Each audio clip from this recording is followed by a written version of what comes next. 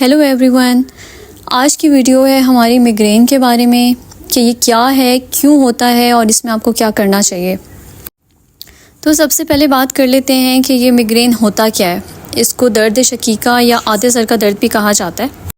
अब देखिए, नॉर्मली होता ये है कि हमारे दिमाग में न्यूरॉन्स होते हैं और वो न्यूरॉन्स आपस में न्यूरोट्रांसमीटर के थ्रू कम्युनिकेट करते हैं।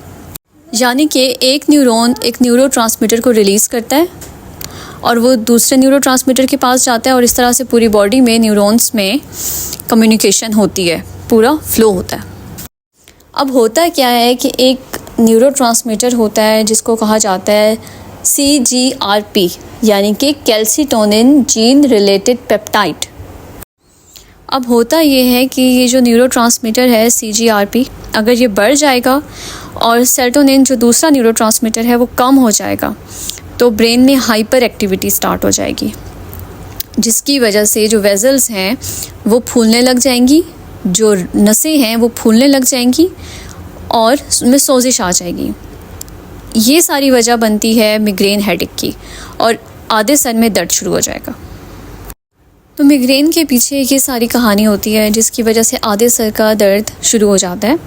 तो आपके लिए ये जानना बहुत ज़रूरी होता है कि ये सर दर्द यानी हो क्यों रहा है और ये जो CGRP रेज़ हो रहा है, सेरोटोनिन कम हो रहा है, इनके पीछे इनको ट्रिगर करने वाली क्या चीज़ें हैं, जो कौन सी वजूहात हैं जिनकी वजह से सेरोटोनिन कम और CGRP रेज़ होता है। ये सब डिस्कस करेंगे हम इस वीडियो में, इसलिए इसको एंड तक लाजमी देखिएगा। अगर आपको सर्वाइकोजेनिक हेडेक होता है यानी कि सर के पिछले हिस्से में दर्द होता है तो इस वीडियो के एंड में लिंक आएगा सर्वाइकोजेनिक हेडेक का, तो उसको क्लिक करके आप सर्वाइकोजेनिक हेडेक के बारे में जान सकते हैं। जो लोग मेरे चैनल पे न्यू हैं वो मेरे चैनल को सब्सक्राइब करना ना भूलिएगा और बेल आइकन भी दबा दीजिएगा। चलें जी, अब हम चलते हैं कि मिग्रेन हेडेक है क्या, ये हम जान चुके हैं। अब हम बात करेंगे कि ये होता क्यों है। ये औरतों में सबसे ज़्यादा पाया जाता है। औरतों में सबसे ज़्यादा क्यों पाया जाता है ये हम आगे चल के मैं आपको बताती हूँ। तो मिग्रेन होता है 2 टाइप्स का, 2 तरह का होता है। एक होता है एपिसोडिक और एक होता है क्रॉनिक। अगर आपको महीने में 14 दफ़ा या 14 दफ़ा से कम दफ़ा अटैक आया है तो इसका मतलब है कि आपको एपिसोडिक मिग्रेन है। और अगर 15 दफ़ा या 15 दफ़ा से ज़्यादा एक महीने में आ चुका है अटैक तो इसका मतलब है कि क्रॉनिक मिग्रेन है।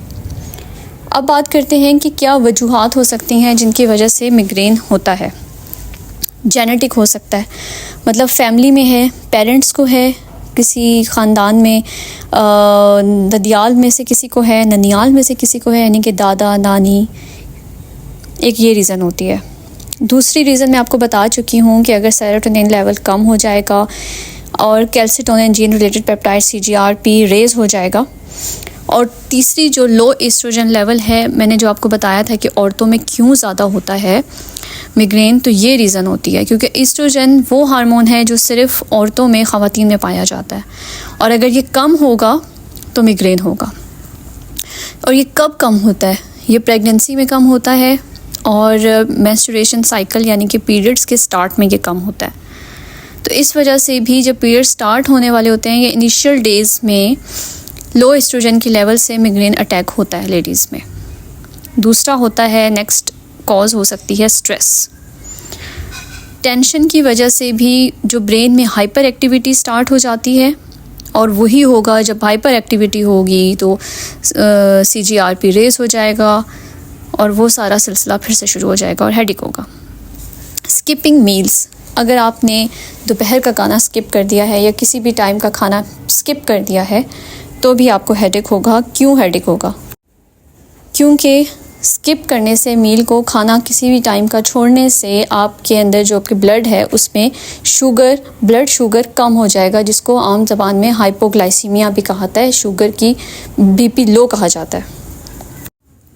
तेज़ खुशबू कुछ लोगों से बर्दाश्त नहीं होती, उसकी वजह से उनके सर में दर्द शुरू हो जाता है क्योंकि उसकी सेंसिटिविटी होती है कुछ लोगों में। और जब सेंसिटिविटी होती है तो आपके दिमाग के वो हिस्से एक्टिव हो जाते हैं जो पेन के लिए होते हैं। अगर आप सही से सो नहीं पा रहे या सही से आपको नींद नहीं आती या आपकी स्लीप डिस्टर्ब है, आपकी नींद को कमी है या नींद की साइकिल चेंज हुई है, तो तो उसकी वजह से भी मिग्रेन हो सकता है, क्योंकि उसकी वजह से पेन थ्रेशोल्ड कम हो जाएगा और मिग्रेन के चांसेस बढ़ जाएंगे।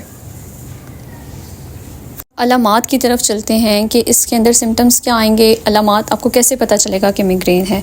सर के एक साइड पे दर्द होगा, इसके अलावा आपको मतली होगी, उल्टी भी आ सकती है, यानी कि नोज़िया होगा, वॉमिट हो सकता है, जिस्म में बहुत ज़्यादा थकावट महसूस होगी और इस थकावट की वजह से आप अपना जो रोज़मर्रा का काम है वो बहुत मुतासिर होते हैं। कोई काम कर रहे हैं तो वो नहीं कर पाएंगे।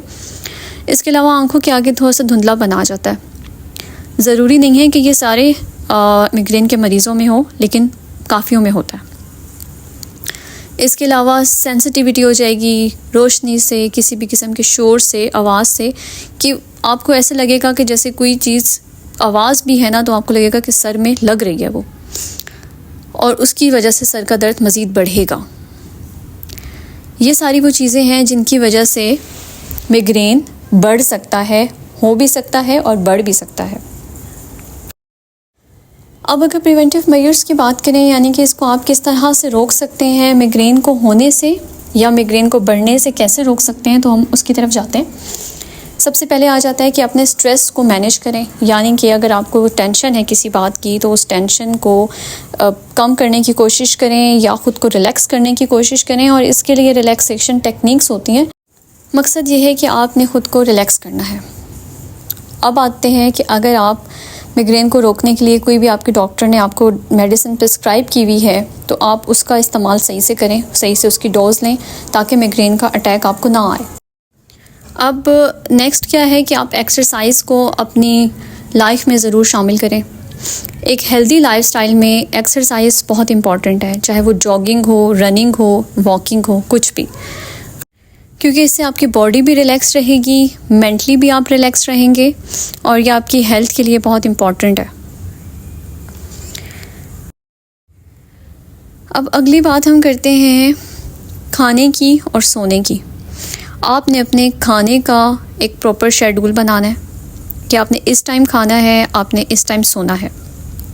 सोने और खाने का प्रॉपर शेड्यूल होगा तो हो सकता है कि इससे ये चीज़ आपको मिग्रेन को ट्रिगर कर रही हो, तो इसलिए आपने खाने का एक तो मील को स्किप नहीं करना, अपनी रूटीन बनानी है, और खाना भी टाइम पे खाना है और सोना भी टाइम पे है।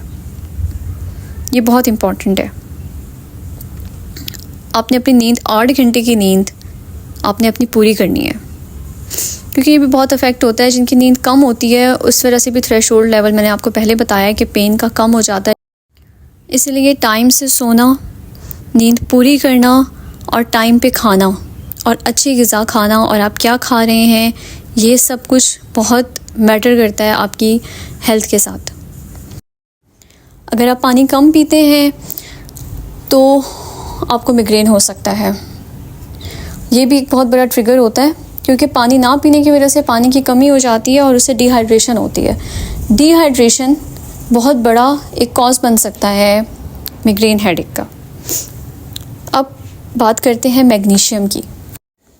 मैग्नीशियम के बारे में ये साइंटिस्ट कहते हैं, ये मानना है रिसर्च का, कि मैग्नीशियम उन सिग्नल्स को ब्लॉक करता है जो मिग्रेन के सिग्नल्स ब्रेन तक जा रहे होते हैं, तो आपको मिग्रेन अटैक नहीं होता। तो इसलिए आप या तो मैग्नीशियम सप्लीमेंट्स का इस्तेमाल कर सकते हैं या डाइट में मैग्नीशियम ले सकते हैं, जो कि केलों के अंदर सबसे ज़्यादा मिकदार में पाया जाता है। अब आपने ये जानने की कोशिश करनी है कि ये आपको हो किस वजह से रहा है, मिग्रेन हेडेक क्या चीज़ ट्रिगर कर रही है आपको। आप मील को स्किप कर रहे हैं, आपकी नींद पूरी नहीं है, आखिर क्या है। फिर मौसम में अगर तब्दीली आ रही है, यानी कि ज़्यादा गर्मी हो रही है, ज़्यादा सर्दी हो रही है, तो इस मौसम में जो फ्लक्चुएशन होती है ना, इसकी वजह से भी सेरोटोनिन लेवल फ्लक्चुएट करता है, जिसकी वजह से हेडेक होता है। ज़्यादा गर्मी है तो उससे भी आपको सेरोटोनिन लेवल फ्लक्चुएट करेगा और आपको सर में दर्द शुरू हो जाएगा। तो इन चीज़ों का भी, अगर ऐसा कुछ हो रहा है तो आपने इन चीज़ों का भी ध्यान रखना है कि आपको अगर बहुत ज़्यादा गर्मी लग रही है और उसकी वजह से आपको लग रहा है कि आपको मिग्रेन हेडेक के अटैक्स हो रहे हैं, तो कोशिश करें कि ज़्यादा गर्मी में ना निकलें। अच्छा, अब नेक्स्ट बात करते हैं फ़ोटोफोबिया। कुछ लोगों को होता है, यानी कि ब्राइट लाइट्स उनसे बर्दाश्त नहीं होती और उनके मिग्रेन अटैक का सबब बन जाती हैं, उसको अवॉइड करना है। अब बात करते हैं कि घर में मिग्रेन का क्या इलाज हो सकता है। आप ठंडी टकोर या गर्म टकोर का इस्तेमाल कर सकते हैं। ठंडी टकोर का कब इस्तेमाल किया जा सकता है? ठंडी टकोर का नर्व्स को नम करने के लिए, जो अगर आप माथे पे ठंडी टकोर करेंगे उससे जो पेन की नर्व्स हैं वो नम हो जाएंगी। और गर्म टकोर पट्ठों के खिंचाव के लिए की जाती है। आपने गर्म टकोर पट्ठों के ऊपर करनी है, ताकि अगर पट्ठों खिंचे हुए हैं और उनकी वजह से सर में दर्द हो रहा है तो वो पट्ठे रिलैक्स हो जाएं। अब बात करते हैं मसाज की। मसाज करने से भी सर का दर्द बेहतर होता है। प्रेशर पॉइंट्स पर लेकिन करना है मसाज। आंखों के इर्द गिर्द करना है, कनपट्टी के पास करना है आपने, इसके डिफरेंट प्रेशर पॉइंट्स होते हैं। आपने रूम की लाइट्स ऑफ कर देनी है, जिसकी वजह से आप थोड़ा रिलैक्स हों, आपको फोटोफोबिया ना हो, सेंसिटिविटी बढ़े ना और मज़ीद हेडेक ना हो। कोशिश करनी है कि आप सो जाएं, नैप ले लें थोड़ी देर, लाइट्स ऑफ करें और थोड़ी देर के लिए सो जाएं। सोने से भी आप मेंटली रिलैक्स करेंगे, सेरोटोनिन लेवल थोड़ा नॉर्मल होगा और आपका हेडेक बेहतर होगा। इसके अलावा आप क्या कर सकते हैं? इसके अलावा मैंने आपको पहले बताया था कि पानी का आपने इस्तेमाल करना है, क्योंकि पानी का इस्तेमाल आपके लिए बहुत लाजमी है। डिहाइड्रेशन की वजह से भी सर में दर्द होता है, ख़ास तौर पे गर्मियों में। आप जो भी अपनी दर्द के लिए, मिग्रेन के लिए मेडिकेशन करते हैं, जो भी आपकी प्रिस्क्राइब्ड मेडिसिन्स हैं, आपने वो लेनी है। और एक चाय का कप पी लें, कैफिनेटेड आपने कोई भी ड्रिंक लेना है। उसको मानना ये है कि उससे रिसर्चेस ये कहती हैं कि कैफ़ीन से सर का दर्द बेहतर होता है। अब मैं बताती हूँ कि आपने इमरजेंसी में कब जाना है। देखिए, अगर आपको मिग्रेन का अटैक हुआ है और अगर वो मेडिकेशन के बाद भी ठीक नहीं हो रहा, जितना भी जो भी कर रहे हैं वो नहीं ठीक हो रहा, तब, या फिर इतना वर्स्ट हेडेक है जो कभी आज तक नहीं हुआ तब, या आपका बिल्कुल बैलेंस ख़त्म हो गया, आपसे खड़ा नहीं हुआ जा रहा, तो तब आप डॉक्टर से इमरजेंसी में रुजू करें। या हम अपनी वीडियो को एंड करते हैं। Thanks for watching.